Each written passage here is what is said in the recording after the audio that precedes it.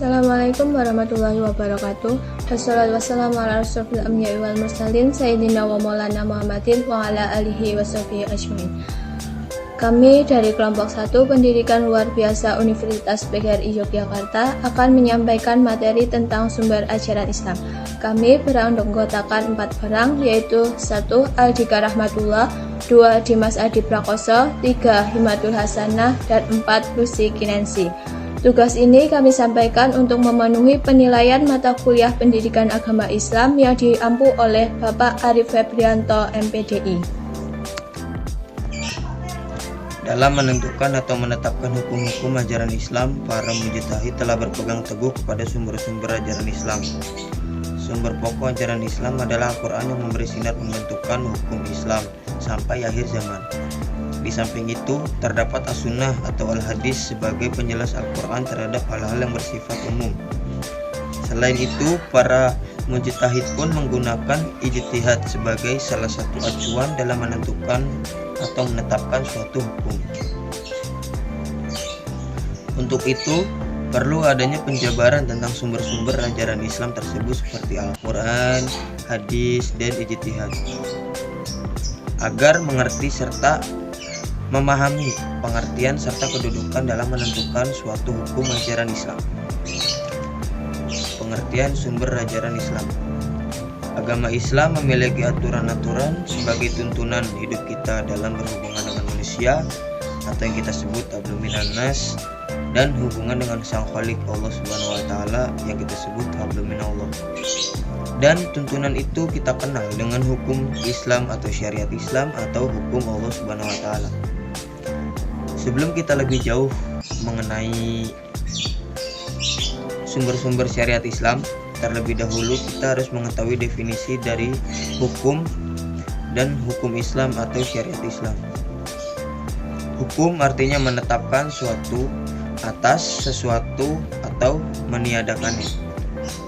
Menurut ulama usul fikih, hukum adalah tuntunan Allah yang disebut Al-Quran dan hadis yang berkaitan dengan perbuatan mukallaf, orang yang sudah balik atau dengan yang berakal sehat, baik berupa tuntunan, pemilihan, atau menjadikan sesuatu sebagai syarat, penghalang, sah, batal, rukhsah, atau yang kita sebut kemudahan atau azimu. Pada umumnya, para ulama fikih sependapat bahwa sumber utama hukum Islam adalah Al-Quran dan hadis. Dalam sabdanya Rasulullah bersabda, "Aku tinggalkan bagi kalian 2 hal yang karenanya kalian tidak akan tersesat selamanya, selama kalian berpegang pada keduanya, yaitu kitab Allah yang kita sebut Al-Quran dan sunnahku hadis." Dikutip dari hadis riwayat Al-Baihaqi. Sumber ajaran Islam dirumuskan dengan jelas oleh Rasulullah SAW, yakni terdiri dari 3 sumber, yaitu kitabullah, Al-Quran, as-sunnah hadis, dan ra'yu. Merupakan satu rangkaian kesatuan dan urutan tidak boleh dibalik. Sumber ajaran Islam ini dapat dibedakan menjadi 2 macam, yaitu sumber ajaran Islam primer yang kita sebut Al-Quran dan hadis, dan sumber ajaran Islam sekunder yaitu ijtihad. Pengertian Al-Quran. Al-Quran adalah nama bagi kitab suci umat Islam yang berfungsi sebagai petunjuk hidup hidayah bagi seluruh umat manusia. Al-Quran diwahyukan oleh Allah kepada Nabi Muhammad SAW. Setelah beliau genap berumur 40 tahun, Al-Quran diturunkan kepada beliau secara berangsur-angsur selama 23 tahun. Secara etimologi, Al-Quran berasal dari kata qara'a yaqra'u, qira'atan atau Qur'anan, yang berarti mengumpulkan, al-jamu, dan menghimpun, al-diamu, adlamu. Huruf-huruf serta kata-kata dari sebagian ke bagian lain secara teratur dikatakan Al-Quran karena ia berisikan intisari dari sebuah kitabullah dan intisari dari sebuah ilmu pengetahuan. Sedangkan secara terminologi, Al-Quran adalah kalam Allah Ta'ala yang diturunkan kepada Nabi Muhammad SAW sebagai Rasul terakhir melalui perantara malaikat Jibril, diawali dengan surat Al-Fatihah dan diakhiri dengan surat An-Nas. Sedangkan menurut para ulama, Al-Quran adalah kalamullah yang diturunkan pada Rasulullah dengan bahasa Arab, merupakan mukjizat dan diriwayatkan secara mutawatir serta membacanya adalah ibadah. Dan menurut para ulama klasik, Al-Quran sumber ajaran Islam pertamanya yang memuat firman-firman Allah yang disampaikan oleh malaikat Jibril kepada Nabi Muhammad sebagai Rasulullah. Sedikit demi sedikit selama 22 tahun, 2 bulan, 22 hari, mula-mula di Mekah, kemudian di Madinah, Al-Quran pertama kali diturunkan pada tanggal 17 Ramadan, Nuzulul Quran. Wahyu pertama kali diturunkan adalah surat Al-Alaq ayat 1-5 Al-Quran yang memiliki beberapa nama lain. Antara lain adalah Al-Quran, surat Al-Isra ayat 9, Al-Kitab, surat Al-Baqarah ayat 1 dan 2, Al-Furqan, surah Al-Furqan ayat 1, At-Tanzil, surat Asy-Syura ayat 192, dan Az-Zikr di surah Al-Hijr 1-9. Ayat-ayat Al-Quran yang diturunkan selama kurang lebih 23 tahun itu dapat dibedakan antara ayat-ayat yang diturunkan kepada Nabi Muhammad SAW masih ditinggal di Mekah sebelum hijrah, dan ayat-ayat turun setelah Nabi Muhammad hijrah pindah ke Madinah. Ayat-ayat yang diturunkan ketika Nabi Muhammad masih berdiam di Mekah disebut ayat-ayat Makkiyah. Sedangkan ayat-ayat yang sesudah Nabi Muhammad pindah ke Madinah dinamakan ayat-ayat Madiniyah. Keutamaan Al-Quran ditegaskan dalam sabda Rasulullah antara lain: 1. Sebaik-baik orang di antara kamu ialah orang yang mempelajari Al-Quran dan mengajarkannya. 2. Umatku yang paling mulia adalah hufaz atau penghafal Al-Quran. Diriwayatkan oleh hadis riwayat Tirmizi. 3. Orang-orang yang mahir dengan Al-Quran adalah beserta malaikat-malaikat yang suci dan mulia. Sedangkan orang membaca Al-Quran dan kurang fasih lidahnya, berat dan sulit pembetulannya, maka baginya dapat 2 pahala. Diriwayatkan oleh hadis riwayat Muslim. 4. Sesungguhnya Al-Quran ini adalah hidangan Allah, maka pelajarilah hidangan Allah tersebut dengan kemampuanmu. Hadis riwayat Bukhari Muslim. 5. Bacalah Al-Quran sebab di hari kiamat nanti akan datang Al-Quran sebagai penolong bagi pembacanya. Hadis riwayat Tirmizi. Adapun kandungan dalam Al-Quran antara lain: 1. Tauhid, yaitu kepercayaan terhadap keesaan Allah dan semua kepercayaan yang berhubungan dengannya. 2. Ibadah, yaitu semua bentuk perbuatan sebagai manifestasi dari kepercayaan ajaran Tauhid. 3. Janji dan ancaman, yaitu janji pahala bagi orang yang percaya dan mau mengamalkan isi Al-Quran, dan ancaman siksa bagi orang yang mengingkarinya. 4. Kisah umat terdahulu, seperti para nabi dan rasul dalam menyiarkan risalah Allah, maupun kisah orang-orang soleh ataupun orang yang mengingkari kebenaran Al-Quran, agar dapat dijadikan pembelajaran bagi umat setelahnya. 5. Berita tentang zaman yang akan datang, yakni zaman kehidupan akhir manusia yang disebut kehidupan akhirat. 6. Benih dan prinsip-prinsip ilmu pengetahuan, yakni informasi-informasi tentang manusia, binatang, tumbuh-tumbuhan, langit, bumi, matahari, dan lain sebagainya. Fungsi Al-Quran antara lain adalah: 1. Menerangkan dan menjelaskan. Terdapat dalam Quran Surat An-Nahl ayat 89 dan Ad-Dukhan ayat 4-5. 2. Al-Quran ialah kebenaran mutlak atau Al-Haq. Terdapat dalam Quran Surat Al-Baqarah ayat 91 dan 76. 3. Pembenaran atau membenarkan kitab-kitab sebelumnya. Terdapat Quran Surat Al-Baqarah ayat 41, 91, dan 97, Ali Imran ayat 3, Al-Ma'idah ayat 48, Al-An'am ayat 92, Yusuf ayat 37, Fatir ayat 31, Al-Kahf ayat 1, dan Surat Yusuf ayat 30. 4. Sebagai Furqan, atau pembeda antara hak dan yang batil, baik dan buruk. 5. Sebagai obat jiwa atau obat penyakit. Terdapat dalam Quran Surat Yusuf ayat 57, Al-Isra ayat 82, Al-Fussilah ayat 44. 6. Sebagai pemberi kabar gembira. 7. Sebagai hidayah atau petunjuk. Terdapat Quran Al-Baqarah ayat 1, 97, 185, Ali Imran ayat 138, dan Al-A'raf ayat 52 dan 203. 8. Sebagai peringatan.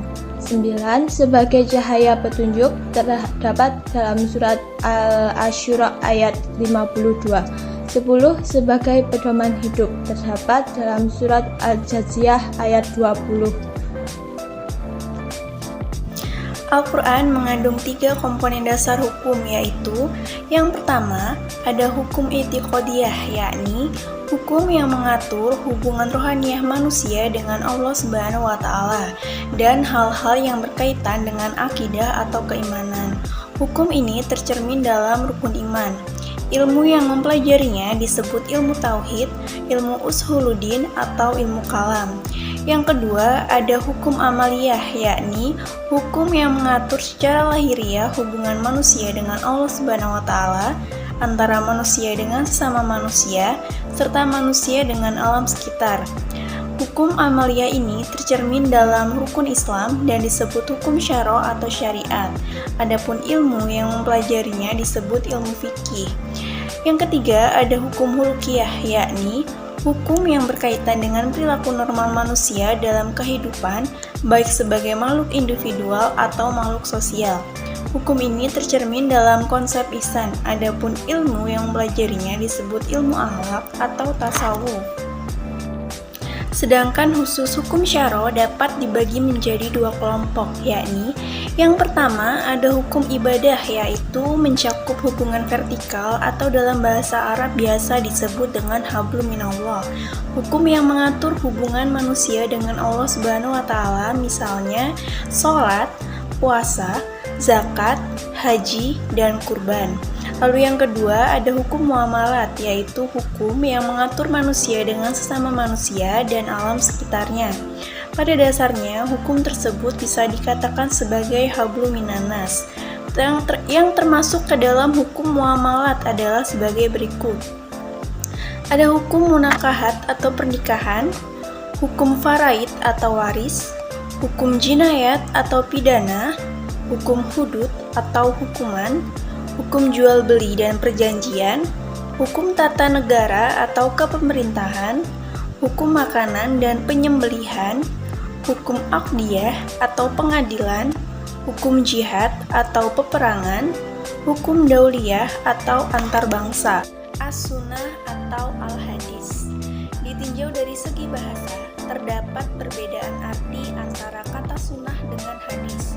Sunnah berarti tata cara, tradisi, atau perjalanan, sedangkan hadis berarti ucapan atau pernyataan atau sesuatu yang baru. As-sunnah juga berarti pula jalan hidup yang dibiasakan, baik jalan hidup yang baik atau buruk, terpuji atau tercela. Jumhurul ulama mengartikan al-hadis, al-sunnah, al-khabar, dan al-atsar sama saja, tetapi ada sebagian lainnya yang membedakannya. Sunnah diartikan sebagai sesuatu yang dibiasakan atau lebih banyak dikerjakan daripada ditinggalkan. Sebaliknya, hadis adalah sesuatu yang disandarkan kepada Nabi namun jarang dikerjakan. Selanjutnya, khabar adalah ucapan, perbuatan, dan ketetapan yang berasal dari sahabat, dan atsar berasal dari tabi'in. Fungsi hadis sebagai sumber hukum Islam yang kedua diantaranya, yang pertama, memperkuat hukum-hukum yang telah ditentukan oleh Al-Quran, sehingga Al-Quran dan Al-Hadis menjadi sumber hukum. Seperti ayat Al-Quran yang berkaitan dengan keimanan, kemudian dikuatkan oleh sunnah Rasul. Yang kedua, memberikan rincian dan penjelasan terhadap ayat-ayat Al-Quran yang masih bersifat global. Misalnya, ayat Al-Quran yang memerintahkan sholat membayar zakat, dan menunaikan haji, semuanya itu bersifat garis besar, tetapi semua itu telah dijelaskan oleh Rasulullah SAW dalam hadisnya. Lalu yang ketiga, menghususkan atau memberi pengecualian terhadap pernyataan Al-Quran yang bersifat umum. Misalnya, Al-Quran mengharamkan bangkai dan darah, kemudian sunnah memberikan pengecualian. Dihalalkan kepada kita 2 bangkai dan 2 macam darah. Adapun 2 bangkai adalah ikan dan belalang, dan 2 darah adalah hati dan limpa. Hadis riwayat Ahmad, Ibnu Majah, dan Baihaqi. Lalu yang keempat, menetapkan hukum atau aturan yang tidak didapati dalam Al-Quran. Misalnya, cara mensucikan bejana yang dijilat anjing dengan membasuh 7 kali salah satu dicampur dengan tanah. Sebagaimana sabda Rasulullah SAW, menyucikan bejanamu yang dijilat anjing sebanyak 7 kali, salah satunya menyucikan dicampur dengan tanah. Hadis riwayat Muslim, Ahmad, Abu Daud, dan Baihaqi. Tingkatan-tingkatan hadis. Pembagian hadis adalah sesuatu kegiatan yang bertujuan memisahkan atau mengklasifikasikan suatu hadis dengan hadis lain berdasarkan sanad, matan, dan rawi. Para ahli hadis membagi hadis dalam 3 bagian, yaitu yang pertama ada hadis syahih. Para ulama hadis memberikan definisi hadis syahih sebagai hadis yang sanadnya sambung berakhir pada Rasulullah SAW. Suatu hadis dapat dikatakan syahih apabila memenuhi 5 persyaratan, yaitu semua rawinya adil, semua rawinya sempurna ingatan, sanadnya bersambung-sambung tidak putus, serta tidak berilat atau cacat tersembunyi, dan tidak janggal. Contoh hadis syahih, hadis yang diriwayatkan oleh Al-Bukhari di dalam kitab syahihnya, Kitab Al-Jihad wa Asyar, bab ma ya'udzu min al-jubni. Lalu ada hadis hasan, yaitu ada kalanya termasuk hadis syahih, seperti yang dikutip oleh Az-Zahabi dari Imam Bukhari dan Muslim.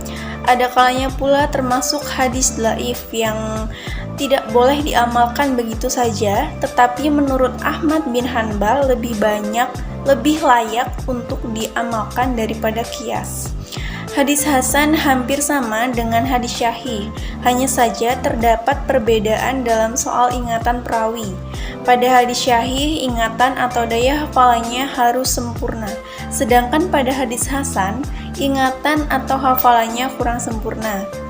Dengan kata lain, bahwa syarat-syarat hadis hasan dapat dirinci, sanadnya bersambung, perawinya adil, perawinya dabit tapi kedabitannya di bawah kedabitan perawi hadis hasan. Tidak terdapat kejanggalan, tidak ada ilat. Contoh hadis hasan, hadis yang diriwayatkan oleh Ibnu Al-Quttan di dalam Ziyadah ala Sunan Ibni Majah. Lalu ada hadis dhaif. Hadis dhaif dari segi bahasa berarti hadis yang lemah atau hadis yang tidak kuat. Secara istilah, di antara para ulama terdapat perbedaan rumusan dalam mendefinisikan hadis dhaif ini. Akan tetapi, pada dasarnya, isi dan maksudnya adalah sama. Hadis dhaif menurut derajat kedhaifannya dapat dibagi menjadi 2 bagian. Yang pertama, hadis yang kedhaifannya ringan, tidak berat, di mana apabila didukung dengan hadis yang setingkat dengannya akan hilang dhaifnya dan meningkat menjadi hasan li khairihi. Seperti karena rawinya adalah seorang yang dhaif yang masih ditulis hadisnya, tetapi tidak bisa menjadi argumen apabila hanya diriwayatkannya seorang diri, atau karena di dalam sanadnya terdapat inqita atau keterputusan karena mursal atau tadlis. Lalu yang kedua, apabila tingkat kedhaifannya berat, maka tak ada artinya banyaknya tabi atau pendukung, yaitu apabila rawinya pendusta atau tertuduh pendusta, maka karena buruknya hafalan atau karena banyaknya kesalahan atau majhul ain yang tak diketahui sama sekali identitasnya. Contoh hadis dhaif berat dengan sebab kedhaifan dalam hal keadilan adalah hadis yang dikeluarkan oleh Al-Khatib al-Baghdadi di dalam Iqtidal al-Ilmi al-Amali. Fungsi al-sunnah dalam hubungan dengan Al-Quran itu adalah sebagai berikut. 1. Bayan tafsir, yaitu menerangkan ayat-ayat yang sangat umum, mujmal dan musytarak, seperti hadis Sholu kama ra'aitumuni usolli, solatlah kamu sebagaimana kamu melihatku solat, adalah merupakan tafsiran daripada ayat Al-Quran yang umum, yaitu aqimus sholah, kerjakan solat. Demikian pula hadis khudzu aini manasikakum, ambillah dariku perbuatan hajiku, adalah tafsir dari ayat Al-Quran. Wa atimul hajja wal umrata lillah, dan sempurnakanlah hajimu. 2. Bayan takrir, yaitu al-sunnah berfungsi untuk memperkokoh dan memperkuat pernyataan Al-Quran, seperti hadis yang berbunyi sumu li ru'yatihi wa aftiru li ru'yatihi, berpuasalah karena melihat bulan dan berbukalah karena melihatnya, adalah memperkokoh ayat Al-Quran dalam surat Al-Baqarah ayat 185. 3. Bayan taudih, yaitu menerangkan maksud dan tujuan suatu ayat Al-Quran, seperti pernyataan Nabi, Allah tidak mewajibkan zakat melainkan supaya menjadi baik harta-hartamu yang sudah dizakati, adalah taudih atau penjelasan terhadap ayat Al-Quran dalam surat At-Taubah ayat 34, yang artinya sebagai berikut. Dan orang-orang yang menyimpan emas dan perak kemudian tidak membelanjakannya di jalan Allah, maka gembirakanlah mereka dengan azab yang pedih. Pada waktu ayat ini turun, banyak para sahabat yang merasa berat untuk melaksanakan perintah ini. Maka mereka bertanya kepada Nabi yang kemudian dijawab dengan hadis tersebut. As-sunnah dibagi menjadi 4 macam, yakni 1. Sunnah qauliyah. Yang dimaksud dengan sunnah qauliyah adalah segala yang disandarkan kepada Nabi SAW yang berupa perkataan atau ucapan yang memuat berbagai maksud syarak, peristiwa dan keadaan, baik yang berkaitan dengan akidah, syariah, akhlak maupun yang lainnya. Contohnya tentang doa Rasul SAW dan bacaan Al-Fatihah dalam sholat. 2. Sunnah fi'liyah. Yang dimaksud dengan sunnah fi'liyah adalah segala yang disandarkan kepada Nabi SAW berupa perbuatannya sampai kepada kita, seperti hadis tentang sholat dan haji. 3. Sunnah takririyah. Yang dimaksud dengan sunnah takririyah adalah segala hadis yang berupa ketetapan Nabi SAW membiarkan suatu perbuatan yang dilakukan oleh para sahabat setelah memenuhi beberapa syarat, baik yang mengenai pelakunya maupun perbuatannya. Di antara contoh hadis takririyah adalah sikap Rasul SAW membiarkan para sahabat membakar dan memakan daging biawak. 4. Sunnah hammiyah. Yang dimaksud dengan sunnah hammiyah adalah hadis yang berupa hasrat Nabi SAW yang belum terrealisasikan, seperti halnya hasrat berpuasa tanggal 9 Asyura. Dalam riwayat Ibnu Abbas disebutkan sebagai berikut. Ketika Nabi SAW berpuasa pada hari Asyura dan memerintahkan para sahabat untuk berpuasa, mereka berkata, "Ya Nabi, hari ini adalah hari yang diagung-agungkan oleh Yahudi dan Nasrani." Nabi SAW bersabda, "Tahun yang akan datang, insya Allah, aku akan berpuasa pada hari yang ke-9." Hadis riwayat Muslim. Nabi SAW sempat merealisasikan hasratnya ini karena wafat sebelum sampai bulan Asyura. Menurut Imam Syafi'i dan para pengikutnya bahwa menjalankan hadis hammi ini disunahkan, sebagaimana yang menjalankan sunnah-sunnah yang lainnya. Ijtihad. Ijtihad secara bahasa berasal dari kata jahada, yang berarti mengerahkan segala kemampuan. Sedangkan ijtihad secara terminologi berarti mengerahkan segala kemampuan secara maksimal untuk mengeluarkan hukum syar'i dari dalil-dalil syara', yaitu Al-Quran dan hadis. Orang yang menetapkan hukum dengan jalan ini disebut mujtahid. Hasil dari ijtihad merupakan sumber hukum ketiga setelah Al-Quran dan hadis. Ijtihad dapat dilakukan apabila ada suatu masalah yang hukumnya tidak terdapat di dalam Al-Quran maupun hadis. Maka dapat dilakukan ijtihad dengan menggunakan akal pikiran dengan tetap mengacu pada Al-Quran dan hadis. Di antara sumber hukum yang menetapkan bahwa ijtihad merupakan dasar sumber hukum atau tasyri' adalah Al-Quran, As-Sunnah, dan secara akal atau akliyah. Macam-macam ijtihad yang dikenal dalam syariat Islam yaitu A. Ijma', yaitu menurut bahasa artinya sepakat, setuju, atau sependapat, sedangkan menurut istilah adalah kebulatan pendapat ahli ijtihad umat Nabi Muhammad SAW sesudah beliau wafat pada suatu masa tentang hukum suatu perkara dengan cara musyawarah.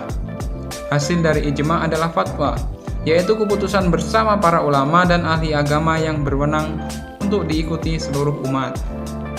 B. Qiyas, yaitu berarti mengukur sesuatu dengan yang lain dan menyamakannya. Dengan kata lain, qiyas dapat diartikan pula sebagai suatu upaya untuk membandingkan suatu perkara dengan perkara lain yang mempunyai pokok masalah atau sebab akibat yang sama. Contohnya adalah pada surat Al-Isra ayat 23 dikatakan bahwa cis atau hus kepada orang tua tidak diperbolehkan karena dianggap meremehkan atau menghina apabila sampai memukul karena sama-sama menyakiti hati orang tua. C. Istihsan, yaitu suatu proses perpindahan dari suatu qiyas kepada qiyas lainnya yang lebih kuat atau mengganti argumen dengan fakta yang dapat diterima atau untuk mencegah kemudaratan. Atau dapat diartikan pula menetapkan hukum suatu perkara yang menurut logika dapat dibenarkan. Contohnya, menurut aturan syarak kita dilarang mengadakan jual beli yang barangnya belum ada saat terjadi akad. Akan tetapi, menurut istihsan, syarak memberikan rukhsah, kemudahan atau keringanan bahwa jual beli diperbolehkan dengan sistem pembayaran di awal, sedangkan barangnya dikirim kemudian.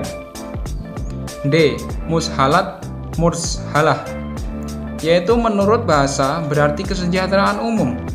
Adapun menurut istilah adalah perkara-perkara yang perlu dilakukan demi kemaslahatan manusia. Contohnya, dalam Al-Quran maupun hadis tidak terdapat dalil yang memerintahkan untuk membukukan ayat-ayat Al-Quran. Akan tetapi, hal ini dilakukan oleh umat Islam demi kemaslahatan umat. E. Sudut zariyah, yaitu menurut bahasa berarti menutup jalan, sedangkan menurut istilah adalah tindakan memutus suatu yang mubah menjadi makruh atau haram demi kepentingan umat. Contohnya adalah adanya larangan meminum minuman keras walau hanya seteguk, padahal minum seteguk tidak memabukkan. Larangan seperti ini untuk menjaga agar jangan sampai orang tersebut minum banyak hingga mabuk bahkan menjadi kebiasaan. F. Istishab, yaitu melanjutkan berlakunya hukum yang telah ada dan telah ditetapkan di masa lalu hingga ada dalil yang mengubah kedudukan hukum tersebut. Contohnya, seseorang yang ragu-ragu apakah ia sudah berwudu atau belum. Di saat seperti ini, ia harus berpegang atau yakin kepada keadaan sebelum berwudu, sehingga ia harus berwudu kembali karena sholat tidak sah bila tidak berwudu. G. Urf, yaitu berupa perbuatan yang dilakukan terus-menerus atau adat, baik berupa perkataan maupun perbuatan.